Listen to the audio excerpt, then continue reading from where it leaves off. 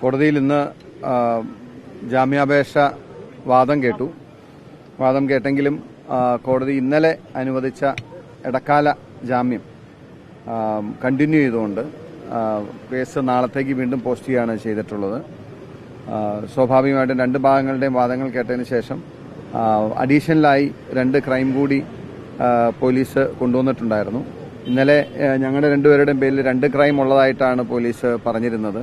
അതനുസരിച്ചുള്ള കാര്യങ്ങളാണ് സബ്മിറ്റ് ചെയ്തിരുന്നതും. പിന്നെ ഇപ്പോൾ അഡീഷണലായി ഒരു ക്രൈം കൂടി രജിസ്റ്റർ ചെയ്തുകൊണ്ടാണ് ഇന്ന് പോലീസ് കോടതിയിൽ വന്നത്. സ്വാഭാവികമായിട്ടും അതിനും ഉള്ള വാദങ്ങൾ 2 ഭാഗത്തുനിന്നും ഉണ്ടായി. പക്ഷേ ഇന്നലെ അനുവദിച്ച ഇടക്കാല ജാമ്യം കണ്ടിന്യൂ ചെയ്യുമെന്നും നാളത്തേക്ക് ഈ ജാമ്യാപേക്ഷയിൽ ഉത്തരവ് പറയുമെന്നാണ് കോടതി പറഞ്ഞിട്ടുള്ളത്.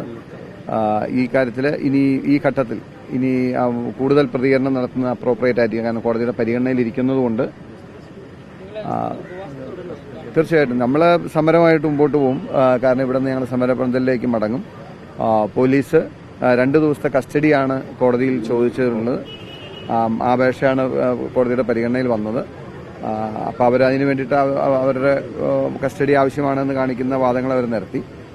മലബാർ ഭാഗത്തു നിന്നുള്ള ഞങ്ങളുടെ കാര്യങ്ങളും പറഞ്ഞു. കോടതി ഒരു ഉത്തരവ് പറയാൻ വേണ്ടി വെയിറ്റ് ചെയ്യുന്ന ഘട്ടത്തിൽ കൂടുതൽ അതിനെക്കുറിച്ച് പ്രതികരിക്കുന്ന അപ്രോപ്രിയേറ്റ് ആയിരിക്കില്ല.